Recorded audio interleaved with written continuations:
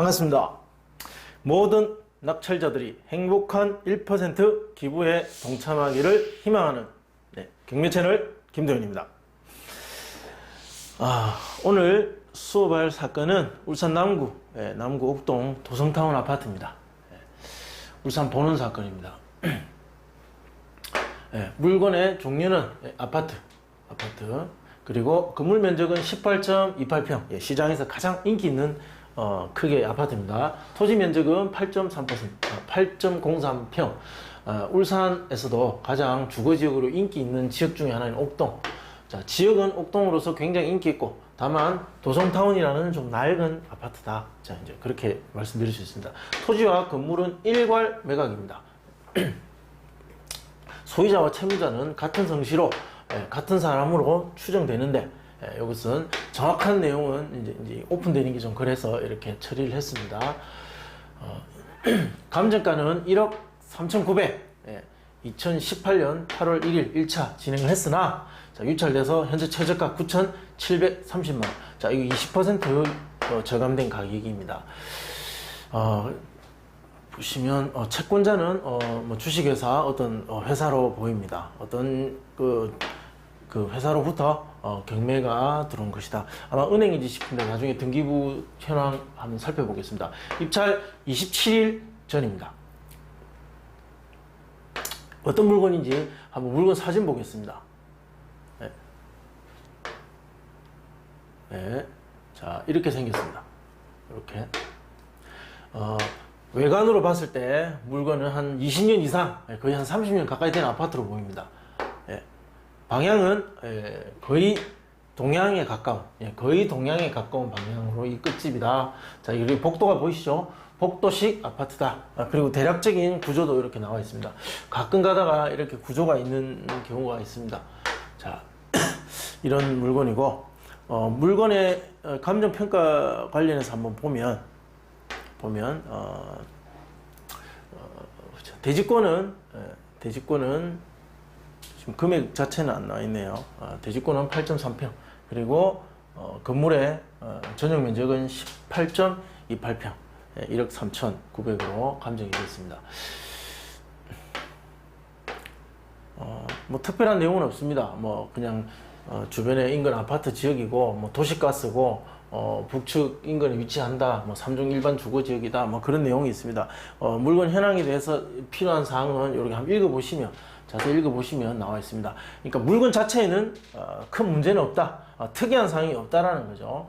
아파트가 절반이 부서져서 무너져 있거나, 완전히 거의 재축에 준하는 어떤 파괴 행위가 있었거나, 그런 물건이 아니라는 거죠.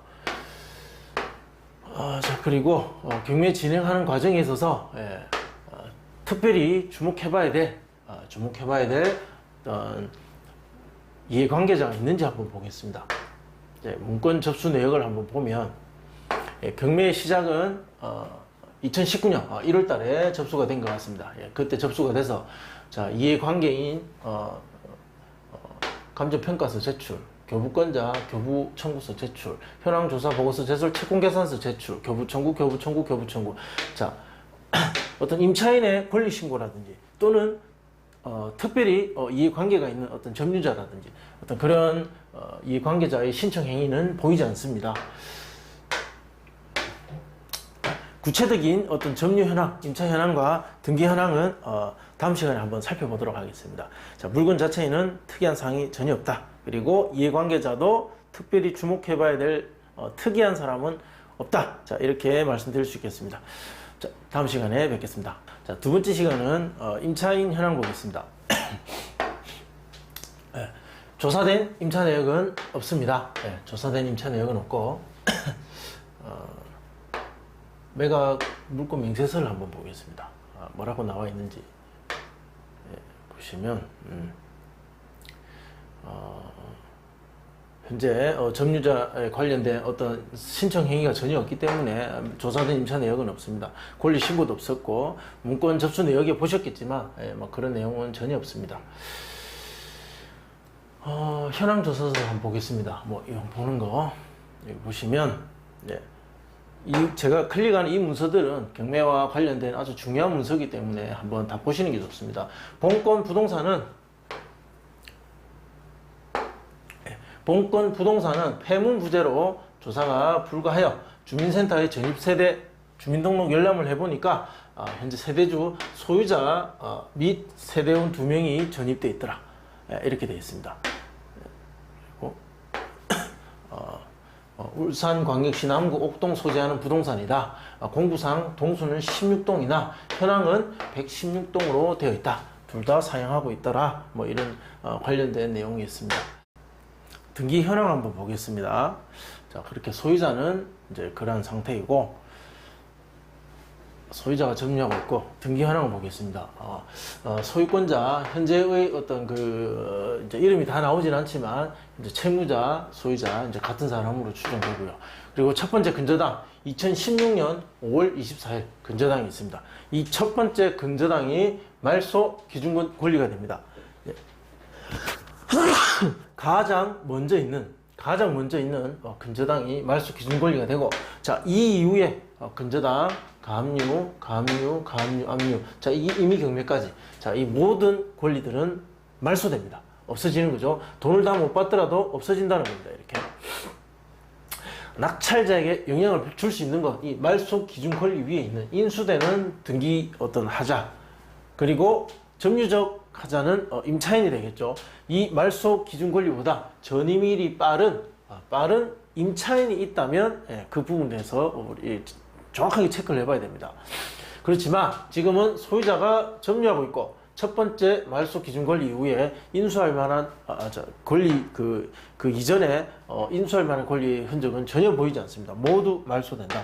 보시면 울산 남구 옥동 도성타운 아파트 낙찰을 받는다면 매수인이 인수하게 될 부담은 무엇이 있느냐? 자, 등기 보셨지만 말소 기준 권리, 자, 그 이후에 모든 등기는 말소됩니다. 그리고 소유자가 직접 거주하고 있기 때문에 이 관리비 연체는 충분히 있을 가능성이 있습니다. 그리고 근저당이나 압류, 기타 채권자들이 굉장히 많이 있었습니다. 그 채권 금액을 다 합치면 집값을 훨씬 초과하기 때문에 이 소유자의 어떤 재정 상태는 굉장히 좋지 않을 것이다. 채무 상태가 굉장히 좋지 않기 때문에 이 관리비 연체가 있을 수 있습니다. 이것이 많이 연체되어 있다면 이 명도할 때, 명도 협상할 때 굉장히 큰 영향을 미치니까 반드시 사전 확인이 필요합니다. 그리고 각종 공과금은 관리비에 포함인지 아닌지 관리실에 확인해 보시면 됩니다. 점유자, 자, 임차인 없죠? 임차 내역도 없고 권리 신고도 없었습니다. 대신에 이제 주민등록 열람을 해보니까 소유자 세대가 전입돼 있다. 즉 이 말은 소유자가 살고 있다는 거죠. 그렇다면 명도는 누구를 대상으로 할 것인가? 소유권자를 대상으로 명도를 하게 될 겁니다. 그 세대를 대상으로. 자, 잔금 납부 1에서 약 3개월 정도 소요되고 강제 집행을 한다면 약 250에서 300만 원 정도 예상됩니다. 그럼 200 정도, 자, 한 200 정도 만약에 협의가 된다면 잘 하시는 겁니다. 자, 그렇게 해서 이사를 내보내시는 게 최선입니다. 명도 소송 가능성은 없다고 보시면 됩니다. 그러면 낙찰가를 계산하는 데 있어 고려해야 될 하자는 소유자가 점유하고 있다는 것, 그 소유자를 내보내는데 필요한 비용을 반영하면 될 것이다. 자, 이렇게 정리할 수 있겠습니다. 자, 다음 시간에 예상 낙찰가 분석을 해보도록 하겠습니다. 매도 호가 보겠습니다. 동평행대 물건입니다. 같은 평행대 물건 지금 호가고 있는 게 보면 1억 5천, 그리고 1억 3천. 자, 이 비슷한 층인데, 자, 그리고 뭐 1억 3천, 1억 2천 있죠. 여기 비슷한 층인데 1억 2천까지 있습니다.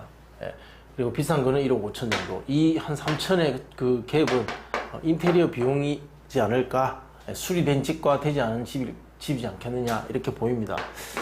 그러면 실제 거래 사례를 한번 보겠습니다.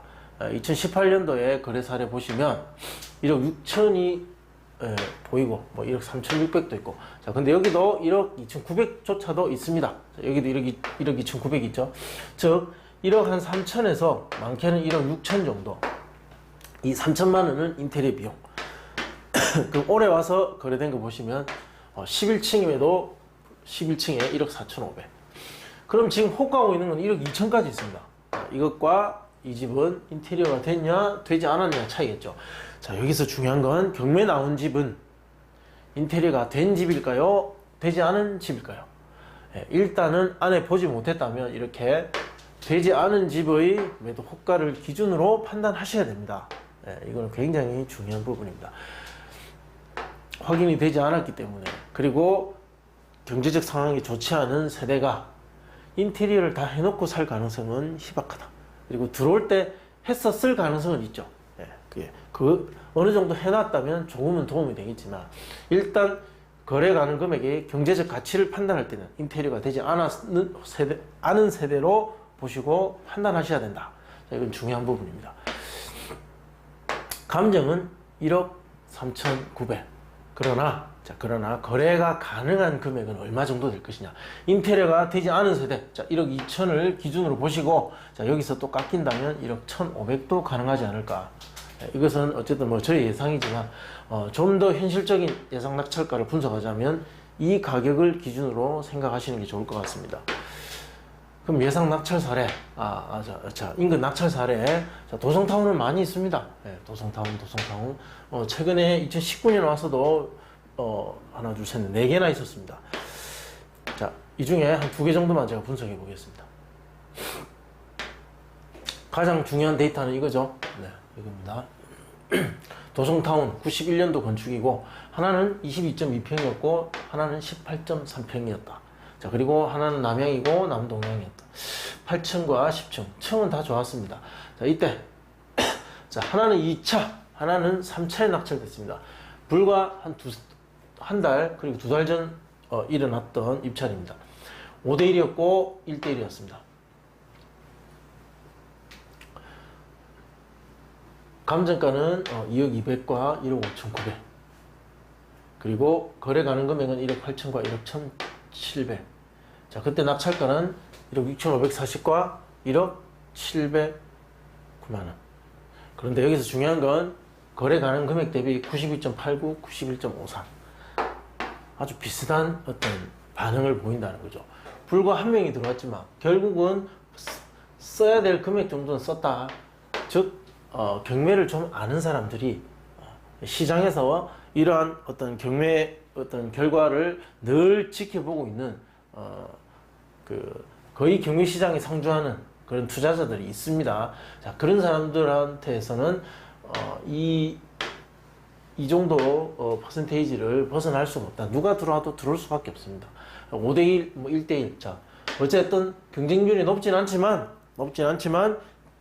지켜보는 투자자 또는 실수요자들은 반드시 있다. 이렇게 예상할 수 있죠. 이 물건도 마찬가지입니다. 호가, 최저가 어떤 하한가를 적용했을 때 1억 한 497만원 정도, 1억 500 정도 되겠죠. 그리고 상한가 적용하니까 이것이 더 현실적인 금액입니다. 이렇게 하니까 1억 900 정도, 955. 그래서 1억 500에서 거의 한 1억 1000이죠. 1억 1000. 이 정도 금액 안에서 낙찰될 가능성이 가장 높다라는 것을 알 수가 있습니다. 이 예상은 제가 이렇게 될 것이다 라고 무조건 장담하는 게 아니라, 제가 만들어낸 것이 아니라, 이렇게 과거에 보였던 시장의 예상되는 경쟁자들의 행동 결과, 생각의 결과입니다. 그들이 만들어냈던 결과를 가지고 예측하는 거죠. 예상 비용표. 상한가를 적용해야 가능성이 높아집니다. 이 물건은 이 금액에 낙찰을 받는다면 취득세와 공인주택 채권 등기 비용, 그리고 명도 비용 했을 때 1억 1,200 정도의 정리가 될 것 같다. 이렇게 말씀드릴 수 있습니다. 특별히 어려운 물건도 아니고 점유적 하자가 있는 것도 아니고 가장 일반적인 아파트 물건이었습니다. 시청해 주셔서 고맙습니다. 그리고 저의 어떤 이 강의를 듣고 경매에 도움을 얻으신 분이라면 제가 늘 말씀드리는 행복한 1% 기부 동참해 주시기 바랍니다. 좋아요, 구독 신청 부탁드리겠습니다. 감사합니다.